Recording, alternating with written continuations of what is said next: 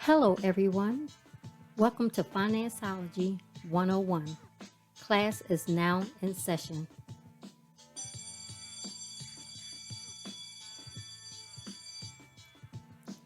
The information provided during this podcast is just that, information.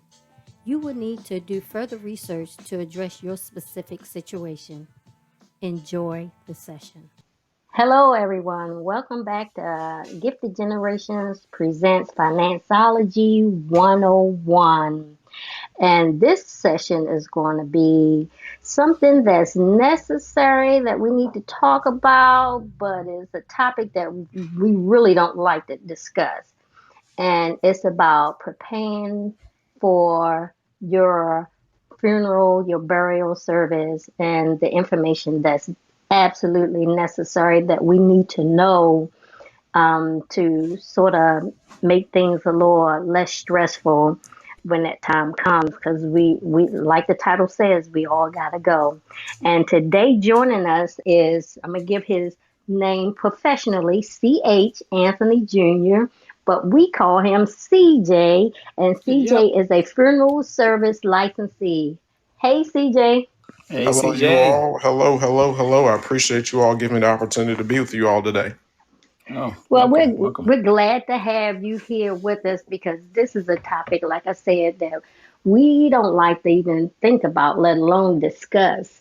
But we need to know this. So Most first of definitely. all, give us your professional background, your years in service, and all that, and then we'll jump right in. Well, I have been in the funeral industry for 22 years, but I'll be licensed in October for 13 years as a licensed funeral director and embalmer. I am also a North Carolina life insurance agent, and I've been that for 14 years. I've kind of been in and out within everything that's included in funeral service. Wow, wow. Wow, see, we didn't even know all of that. That's fantastic, CJ. That's fantastic. That's right. So, so we're gonna get right into it. Tell us why we need to prepare for when it's time for us to go. It is very important to prepare for your final arrangements. One, it makes it easier for your family. It is financially better, but the emotional side of it, it helps the family to be able to go through this process a little bit more easier than it would be if somebody had just passed away suddenly. With prearranging, you can go ahead and have your different selections as far as merchandise, your casket, your vault, the type of color you want, where you want your services at, where you want to be buried at. Normally, when a family comes into the arrangement room to meet, normally they don't know what to do. Normally, maybe two or three different people trying to make the arrangement, and then one thing they know what color they want their mama's casket to be, and another family member disagrees and say no, mama's favorite color is yellow. Things like that come up in the conference room, so it makes it easier. That way, if everything is already on paper, then there's nothing for them to really discuss. If their mother or their loved one has already put everything in place, it makes it much easier. And it would help them through the grief process as well, knowing, yes, my loved one has passed away, but we didn't have to go through the stresses of Okay, trying to select what we think our loved one may have liked. right. Hmm. Sorry, pretty much. So Okay. kind of like Okay. a wheel of what somebody wants in the funeral area, right? Right, that's right. I always tell people that um, if you have a special arrangement, put it on paper. Mm, You need to have it on paper and make sure that somebody knows where that piece of paper is. okay. A lot of times now, when you're prearranging, you prearrange through a local funeral home. So you make an appointment Okay. through the local funeral home. You would then go through your different arrangements. If you are in the military, of course, you'll need your discharge paperwork, the DD 214. All of those things can be discussed at that time. That way, it makes it a lot easier. Okay. Okay. Go ahead, Ron. So so it helps to for the family members to make it easier for them. Most definitely, most definitely. You wouldn't believe how many people we actually I actually come in contact with that they just say, I'm glad mom and dad put this stuff together. It really helped us. A lot of the times, all they have to do once their arrangements are already selected is basically um, tell me the day and time. We go over Hmm. the arrangements that their loved one has already selected, and then we just kind of go from there. A lot of times, if they will share that information with whoever their next of kin is, or whoever their relative is that's taking charge of it. So when we start discussing it, they'll come and say, "Oh yeah, I remember them telling me about this," or I always knew that. So everything on paper with a licensed funeral home makes it a lot easier. So the question I have is this, right? How is the financial arrangement done? Is it done after someone has a life insurance and they pay it all at once, or do the person who is making the arrangements, is it arrangements and then they make payments on the arrangements? What is the financial requirement of pre-arranging someone's funeral? What does So that there come into play? there are two different types of pre-arrangements. One, you can do pre-arrangements through a trust, which is a funeral funded bank account, Hmm. or you can do it through a life insurance policy. Normally, um, people would use their own. You can use your own life insurance that you already have purchased, or you can purchase another insurance policy through the funeral home in order to take care of those arrangements as far as an insurance portion. So I'm going to give you an example. If they come into the funeral home and they bring their own life insurance policy, it Hmm. can be attached to whatever arrangements that they select. Now, there are two different types of pre-need contracts that the state requires us to have. One is called an inflation pre-need contract, and one is called a standard pre-need contract. If you are using your own life insurance policy, I would recommend to a family to use what is called a standard pre-need contract. The reason I say that is because if you have an insurance policy that is $15,000, but you come in to make arrangements for what you want, and your arrangements come to $9,000. If we were to use what is called an inflation pre-need contract, that means legally we have to spend all $15,000 of your insurance money. If we Wow. use a standard pre-need contract, what that means is whatever the cost of the funeral is at the time of death, that is what will be taken from that insurance policy. So it's always important to make sure that you are the funeral home that you select, you know who they are. Get to know your funeral home. I hate to say it's like going to test drive a car, but initially it's kind of the same, just about the same way. Go and see what they offer. See what type of services that they have, because they may not offer what you want. A lot of times now, funeral services are becoming more non-traditional. The traditional setting is you go into a church, you have a wake the night before. A lot of people don't want to do that. They want to have just a simple service at the location that they want, and maybe have a cookout right directly afterward. Or there are different ways to kind of customize your funeral services. So you just have to make sure that whichever funeral home that you do select, they are able to offer the type of services that you want. Um, So, so what happens when you were talking about inflation? So what's happening? Someone makes a funeral arrangements, and let's say they arrange it for, let's say $15,000, and mhm. then it's 40 years later before they even pass away, and inflation, and they come to cash out. So I guess cash out that arrangement, and you realize, okay, we agreed to, and they paid in full at $50,000, but today's funeral is going to cost this person $40,000 or something. Mhm. How do you guys go about making those adjustments? So that's why it's important to make sure the type of contract that you have. As far as the inflation contract is concerned, there is a product that we offer at the funeral home, which is a pretty much called a pre-need life insurance policy, where your regular life insurance policy, you pay for it for the rest of your life. Always equate a whole life policy to a mortgage. A mortgage initially, you know, unless you know what you're doing, you're paying for your mortgage the rest of your life. So whenever you try to share with the family what the difference is between whole life and term, always equate whole life with a house. So with the funeral home, with the pre-need insurance policy, you have options where you can pay for it for either 3, 5, 7, or 10 years.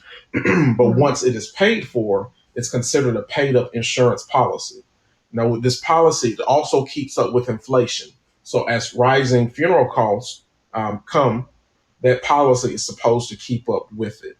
Now, it gets kind of tricky, especially if, for the example you gave, Elroy, if you had a $15,000 insurance policy, if you had your own $15,000 insurance policy, and then you put it into an inflation pre-need contract, legally, what that inflation pre-need contract means, it doesn't matter how high the funeral arrangements go, then legally we're not supposed to ask that family for any more money.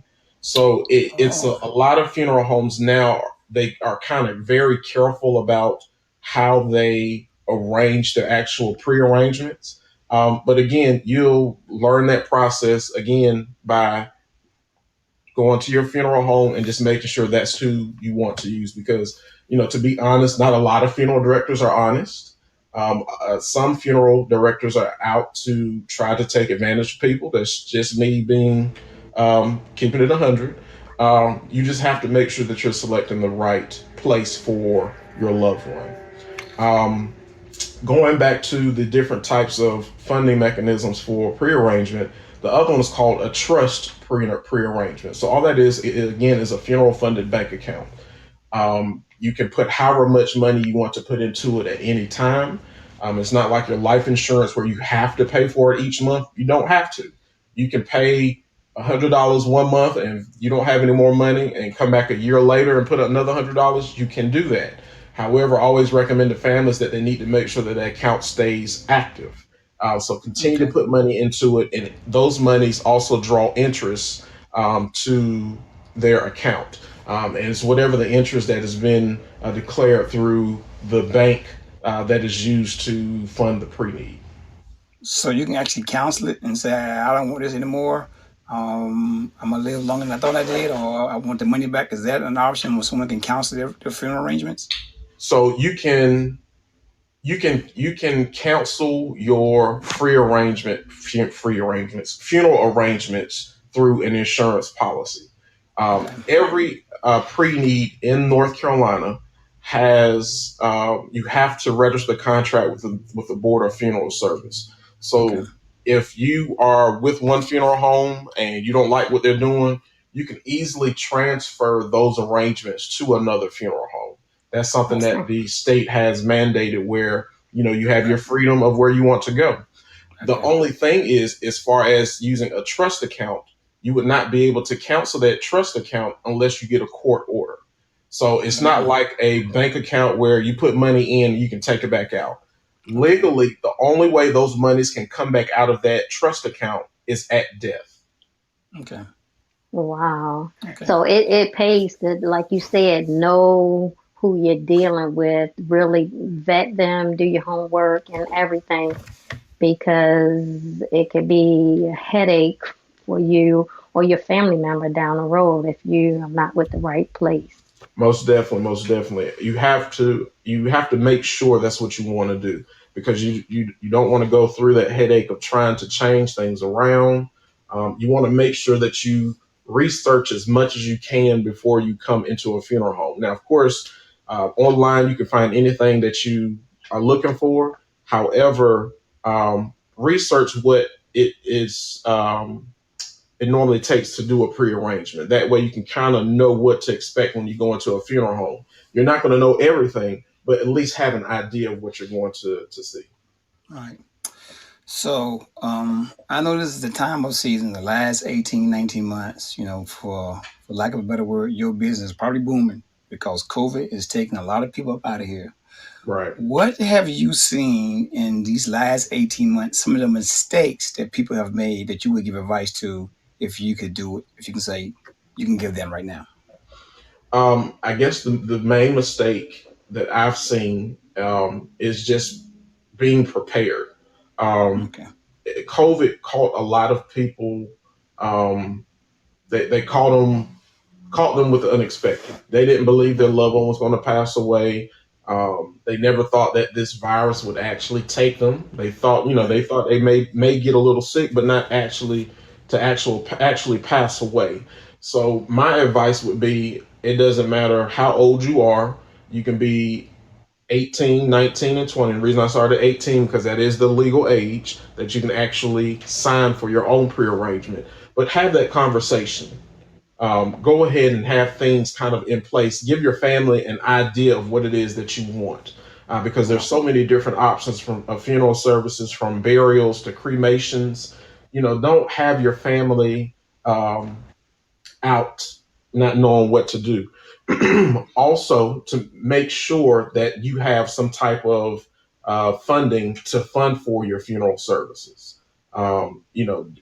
Insurance, put money into a bank, just to kind of be prepared, because um, it's not a good thing once somebody passes away and you don't have anything um, in place. It causes more stress and more grief than you should have to go through.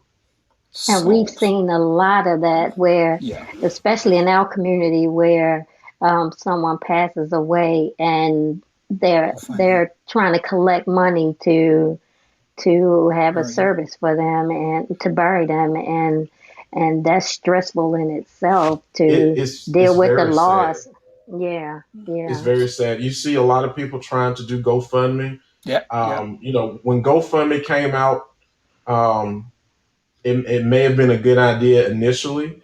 However, when it comes to funeral services, when you're collecting the monies, what people don't automatically realize when they open a GoFundMe, a percentage of that has to go to GoFundMe. You're not going to get that full amount that you're pledging for. Hmm. Mm, So it's always important to be prepared.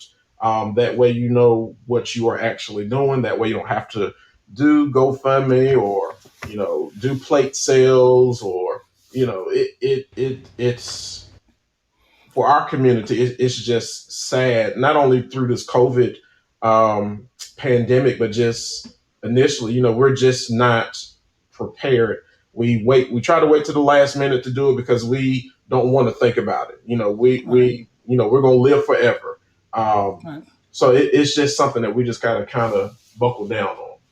So what happens when somebody do come to you and they don't have the funds, but they need to bury somebody? I mean, what do you guys do to work with them and to make sure accommodations are made, if at all So possible? you have to kind of just have that conversation. I'm one of those type of funeral directors where you just be upfront with me. Let me know what you're going through. Let me know what your situation is. Initially you just have to go through your different options to see which one is more affordable. Every funeral home has their different prices. Mm, Um, they have their different offerings. However, just because they price something low doesn't mean that that's the best funeral home to go to. right. You can not only try to receive money from other family, but also you have options where you can do funding through a financial company. But of course, with a financial company, you got to make sure it's somebody that has decent credit to be able to obtain a loan. That way, you can work that out directly with the loan company. Now, some funeral Right. homes will do in-house financing. A lot of them are kind of coming out of that because people don't just keep up with their end of the bargain, so they have to do what's best for them to be able to operate their business. Wow, this is this funny. It's not funny, but it is because we plan all sorts of things. We plan, vacations. We plan buying a house, getting married, having kids, but we never give thought to planning for something that is going to happen to all of us. Most And definitely. And and like I said at the beginning, we don't even like to think about it, let alone discuss it. So, and even with, I mean, Elroy and I, we say little things, but to actually sit and plan it, we no. I think And that's I'm everybody. yeah, because we want to think about living forever. We want to live forever, but we all know that's not the case. Right. Yeah, And yeah, yeah. and even passed on Sunday, Dr. Chapman of Raleigh North Christian Center is told us about making sure, told the men, make sure your family is taken care of if something happened to you as far as a life insurance policy. He was just preaching on that on Sunday. And Hmm. uh, uh, there are some people that don't even have that. Right. People, they spend money what they want to spend money on. They can spend money on food, um, extravagant vacations, Yeah. um, but it doesn't take much to sit down with a life insurance agent and plan to spend 40 to $50 per month to make sure that your family does not go Really, through when somebody that's passes not a lot. away. No, That's not a it's lot. not. I mean, a lot of people that in their mind, that's what they initially think. When you get life Yeah, insurance, just get enough to be able to bury me. But the whole yeah. purpose of life insurance is not only to bury you, but to also take care of those expenses that Right. you had while you were living, whether it's hospital bills, whether Yeah. it's trying to put money to the side for kids' college Right. education. Um, Mm-hmm. you can't just really focus directly on funeral services, which funeral services are important, but what other bills will your family have to take care of after you've Right. passed away? Right. Well, I know one thing. My mom, she had two plots in her funeral. Robert tell you, she actually gave when my uncle passed away, her brother, because Hmm. he didn't have no plot anything. She had enough that where she can actually gift him one of the plots. So that Wow. saved them tons of money because she got Right. everything. Now she'll talk about it. Robin knows. We'll talk about my mom, about her prearrangements and who's going Hmm. to take care of it. So it's a conversation that she don't mind having. That's right. That's right. So Normally, the older generation don't yeah, mind having that. It's yeah, just it's the younger people who want to seem as though they're invincible, yeah, and Right. unfortunately, COVID has really taken away a lot of that no, invincibility, yeah, because it's not only the older people, but the younger people are passing hmm away, and those are hmm normally the ones who aren't prepared. And yeah, truthfully, the conversation with insurance really starts with how your family kind of carries itself. If that's a conversation where, grandma's had an insurance policy taken out for their grandchildren, that conversation almost starts from the grandparents, from what I've seen, right, to prepare them for that. right, It's just, like I said, it's sad that people don't take it more seriously. Right. Because I had a brother that passed away, and my mom had a small policy. It covered enough, but it's we still needed to put together the money for certain things because she didn't take out a lot because she got it when we were young. And back in the day they had the insurance man come knock on your door and you yeah, pay him and all of that, and that's what she had, a policy like that. And it covered a lot of it, but it still wasn't enough. So the siblings, my brother and sister and I, we had to, with my mom, come up with the rest, put together the rest ourselves. Hmm. And it was kind of hard because you're grieving and you're trying to figure out the money to making That's sure right. you're laying the person at rest the right way. You don't want to do it right, just any kind of way. You want to make sure it's done right. That's right. right, That's right. One thing that my wife and I kind of went on and did, which kind of helps the situation out as far as teaching your children how to be responsible.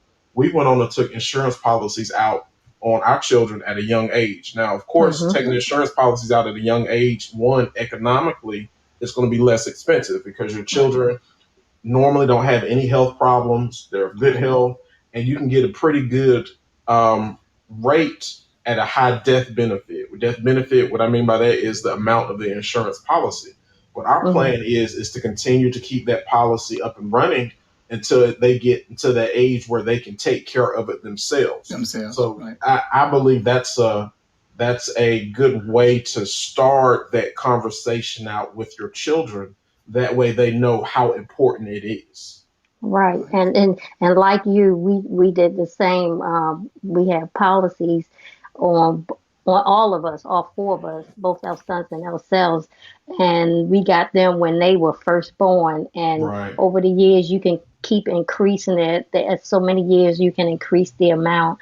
And over the years, we kept increasing the amount. Like you, once they get to a point, they can take care. Keep the policy going. We make sure we transfer it over to them because it, we just it was just something ingrained in us because Elroy's mom and like I said, my mom, we knew about insurance. I Right. knew about it. I saw my mom paying it. We talked to Elroy talked to his mom about it, so it wasn't something that was not discussed in our home. But but not to the level which you're telling us because there's so much more Right. that we need to know. So when people listen to this, good, you have a life insurance policy, but now you need to take the next step and doing some more deep diving and more preparation because tomorrow's not promised to any of us. Most Yeah. definitely. I mean, you can even look at the life insurance as a funding mechanism for your child as well. Your whole life insurance policies build what is called cash value. And that cash value, if you take it out on them at a young age and they get to an adult age and they have their own insurance policy through their job or get their only another insurance policy, they can use that cash value that is in that insurance policy maybe to help fund a car or to help with a down payment on a home. So, life insurance is one of those things where you gotta kind of it can benefit you in more ways than one. Uh, And I think we need to see it like that. I don't think people right. see it like that. Right. So, question, and this is a question of conflict. Someone has a will, and they put in their will, I want to do be buried X, Y, and Z, and then they have a funeral arrangement, pre-funeral arrangement. Which one overrides the other? Whether it be the will or the pre-planned funeral arrangements. The will takes precedent over everything, Okay. especially if that will. A lot of people have wills, but the issue is they have it written, but they don't have it with the county that they reside in. So it Okay. makes it a little bit more difficult at times to be able to go buy it because a will could be somebody writing on a loose leaf piece of paper and putting it under their mattress and telling their loved one that's where it is. But Okay. it's very important to make sure if you do have a will to make sure that it is filed um, Okay. in the county and state that you actually reside in. That way, if it ever has to go to court, it's a legal document. You know, Okay. that's one thing that I think is important that your listeners need to know about. Another thing that is very important is what people don't understand with those life insurance policies that cash value can count against somebody who um, has Medicaid. With Medicaid, you can only have up to $2,000 accessible to you. If you have more than $2,000 accessible to you, then you can possibly be disqualified from your medical coverage. Wow. Um, yeah, so that's Wow. that's also something very important. But there's a way to protect that. The way to protect it is again put this insurance policy into a pre-need with a local funeral home.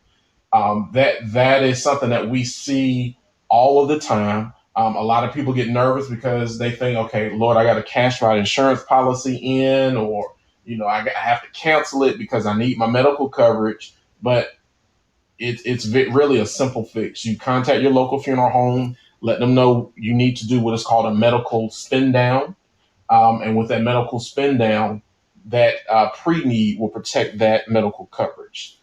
So it sounds like a conversation needs to be had before you do anything crazy and stupid to make sure everything is lined up for before you make any final decisions. So Most definitely. You sounds don't like want that letter to come from that county that you reside in and say, hey, you're at risk of losing your medical coverage. wow, wow, It's a lot of people go through it. However, I try to tell families when they call, they're always upset or, they don't know what to do. They need a medical right, coverage, but they also need a life insurance just in case something happens. right. But it's an easy fix. Your local funeral home can take care of all of that. Okay, So, another so do you question. spend at? Go ahead, Warren. Go ahead. No, go ahead, because I know you're gonna Do you? forget yours. Go ahead. So that's true. So do it sound like you spend a lot of time during the day with phone calls like this, people needing guidance and people needing questions answered. Is there a fee for calling or a fee for that counseling or A funeral home can charge anybody that anything that they want. But as okay, far as I'm concerned, it's a service towards the community. So if okay, somebody is in need, they need counseling as far as what they should do. That should be something that is not charged. That's a part of what we do on a daily basis. Our goal is not only to serve families at death, but also during life. So we just want to make sure that everybody has the information that is needed. That way, there's no questions. All the T's are crossed, all the I's are dotted. We want to make sure that it's not only um, a funeral service that is just focused solely on death, because it all really starts in the very beginning. Oh, great! Wow. wow, yeah, So the question I have is two questions. One is, I know you work with military once that happens. How is that integrated, either pre-planning or no pre-planning? How do you guys go about? I know you said bringing DD-214. How is that integrated once someone selects you? Because I know part of it is military. They get involved. Do you guys make those phone calls, or does the person, the family make those phone calls to make those kind of arrangements? So how does that integrate into a service? So the conversation starts at the arrangement conference, but the main piece of paper is that DD 214. As Okay. long as you have a copy of that DD 214, the funeral home makes contact with all of the military necessities that are offered. So as far as the military, what they offer, as long as you have the DD 214, is a flag. They will offer the military to come and play taps and present the flag to your loved one, and a head marker. Um, you can be buried at a national or state cemetery, but it just depends on if that's what your family want to do.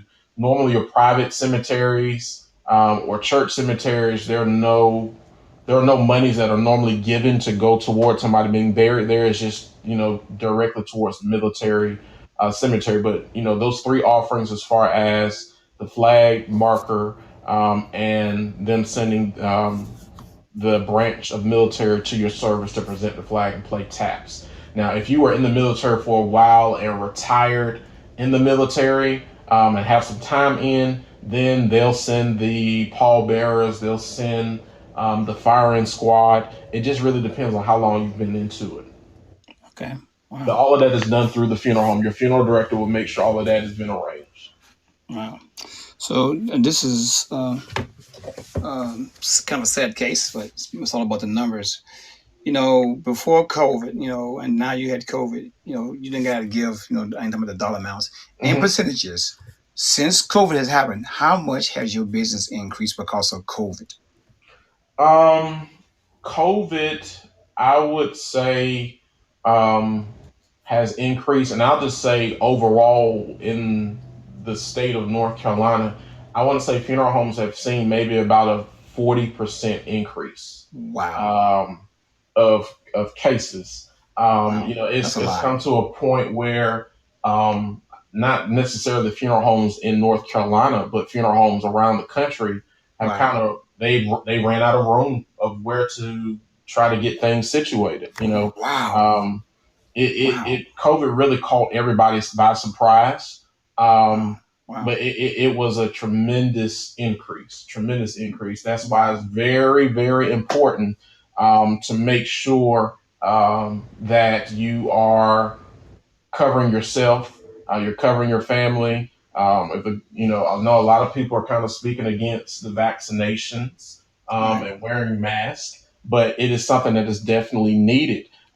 And funeral homes see it more than, well, I hate to say more than hospitals, but we're right there neck and neck. We see it every day Mm. of the increase of it. I can say as of um, maybe May or June, it did significantly decrease. But with the variant that is out now and the numbers going up, it's a possibility that it may get back to there. Wow. You just don't know. Wow.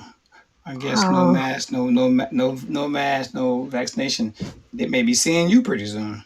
So Yeah, and I always tell people, we don't want to see you prematurely. right, right, If you can do everything that you can to try to prevent it, right. please do Do it. it. Please do Yep, it. do it. Please do Yep. it. You know, Prolong that life. Yeah. Yeah. yeah, this virus is definitely real. Wow. Wow. Robin? and so I know there are people be listening to this because we deal with our podcast FinanceOlogy 101 deals with finances, but you have to consider this as part of your finances. Most definitely. um, Paying for your life insurance, preparing Mm-hmm. for your burial, preparing for your Mm-hmm. family afterwards. Mm-hmm. It's all finances. So Mm-hmm. I don't want people to think, well, why are you talking about that? We want to hear about credit cards and buying houses. No, this is part of your financial package. This It is can Most part of your bankrupt definitely. you. financial future. Most It So can definitely. bankrupt you, you. yeah. So we all gotta think, give thought to this, and plan and be more aware. And like you guys said, COVID is really opening a lot of people's eyes that we have to be prepared. We Most have to definitely. start giving thought and having this conversation. Most definitely. All you can say, COVID It's is something. closing a lot of people's eyes. Well, You can yeah, say that too, and because that's a big it's number out there sad. too. It Yeah, is. exactly. Because we're not Yeah, taking it it's serious. sad. So Yeah, It's sad. the main thing I can tell to your listeners is just to make sure that you're prepared um, with your life insurance policies that you have. Make sure you pull it out. Look at the different clauses that are in your life insurance policy. See hmm what is available. Like there's one right. clause in your life insurance policy that people rarely pay attention to, which is called a waiver of premium.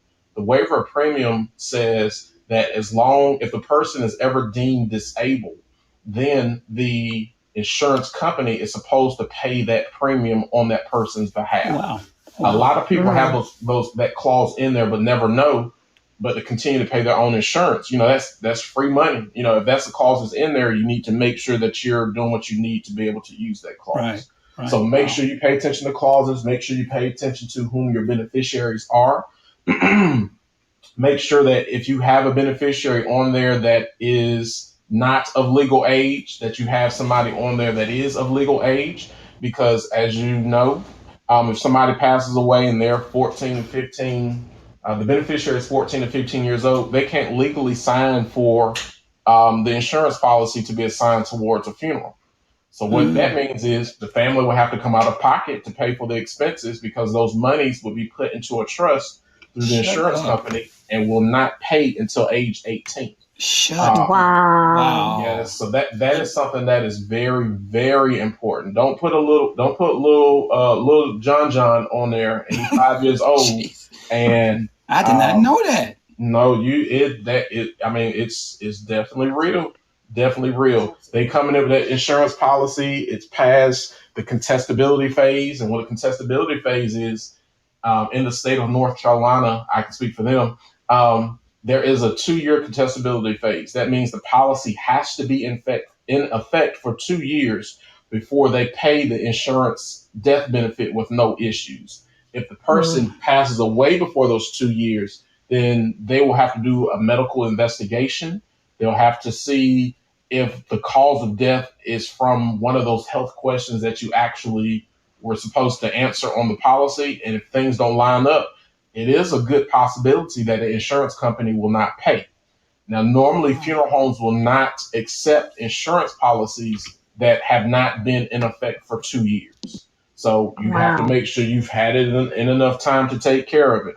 Also, I hate going back and forth, but piggybacking off of the beneficiaries, make sure that the person that you select as a beneficiary is somebody that you trust, somebody that's very responsible, because you don't want to get to a situation. I had one situation a long, long, long time ago where we went through the entire funeral arrangement.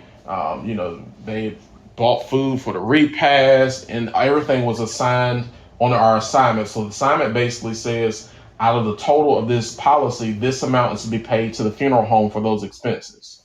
So we put the bill together, submitted the assignment to the insurance company. The insurance company said the policy was good. So the funeral home thought there would not be any issues.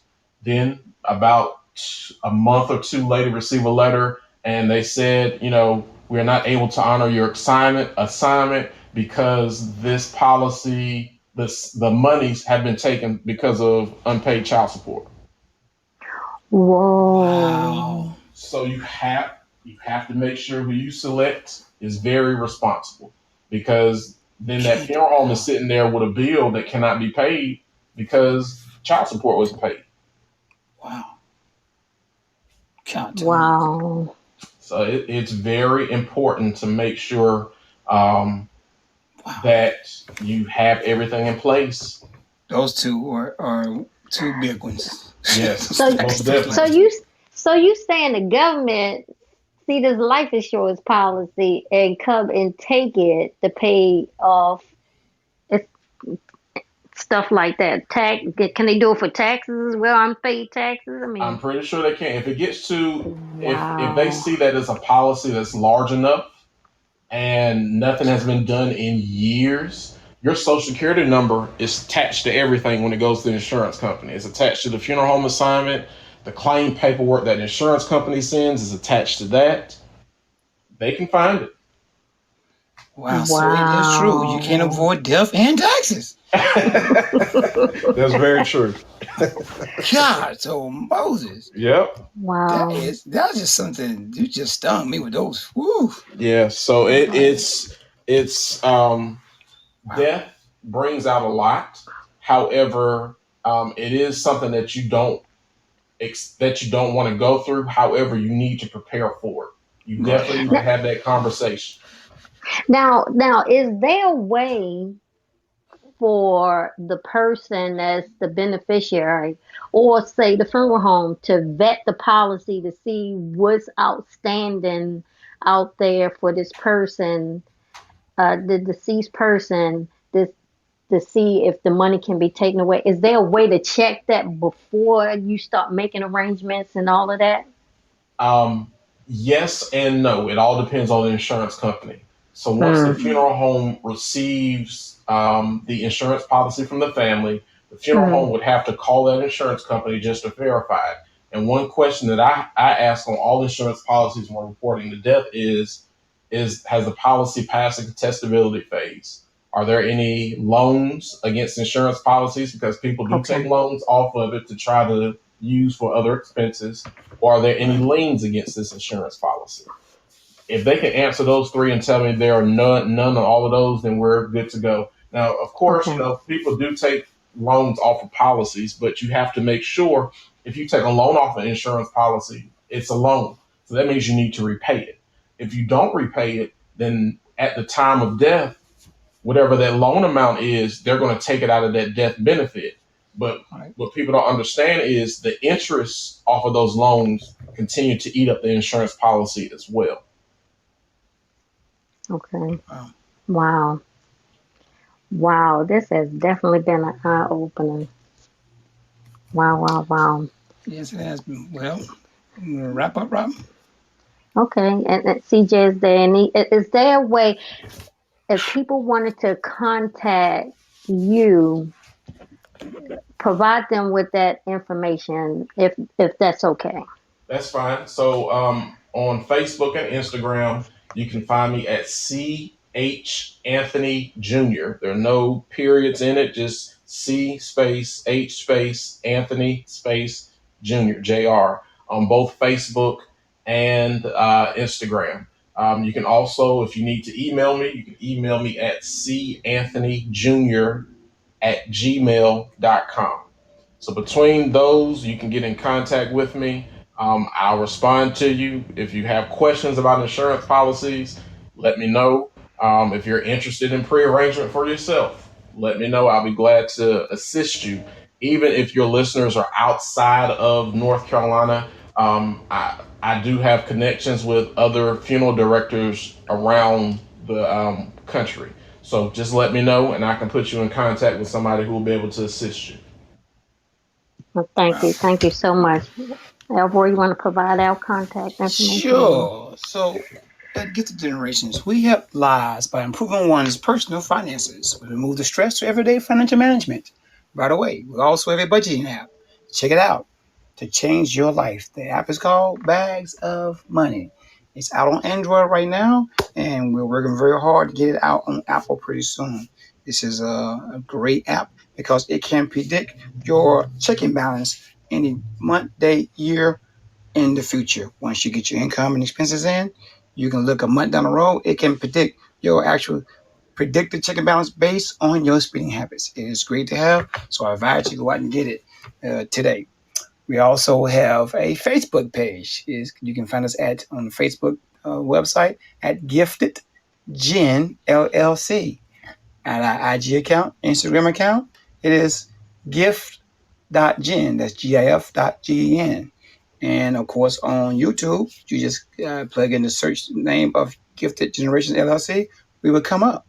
And we have a website. It is Gifted Generations LLC.com. And we always say, what, Robin? Don't forget Don't the forget the dash. dash. Okay, this was a awesome session. Thank you so much, CJ.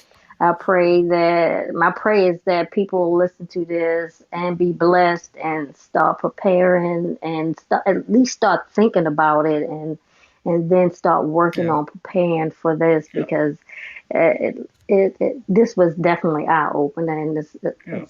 sounds like we got to get a lot of things in place, which I didn't even realize that I could just come and start talking to someone Right. now and start getting things in order. So thank you so much, Yeah. CJ. You are This has definitely truly welcome. this has truly blessed us, and I Yeah. hope it blessed the listeners. This will be posted Wednesday morning around about 6:30. I'll have it ready to be posted 6:30 Wednesday morning so Yeah. other people can listen to it. So once again, thank you, CJ. Truly appreciate you. Appreciate your time. And we're going to sign out. Thank you All all very right. much. No, thank you. And thank you for your time that you decided to come on and give such a very informative information in the session. I pray it goes over very well and people will take advantage of this podcast. Well, thank you for tuning in to our podcast, FinanceOlogy 101. I hope you enjoyed this session and the information provided will assist you on your financial journey. Until next time, be financially engaged.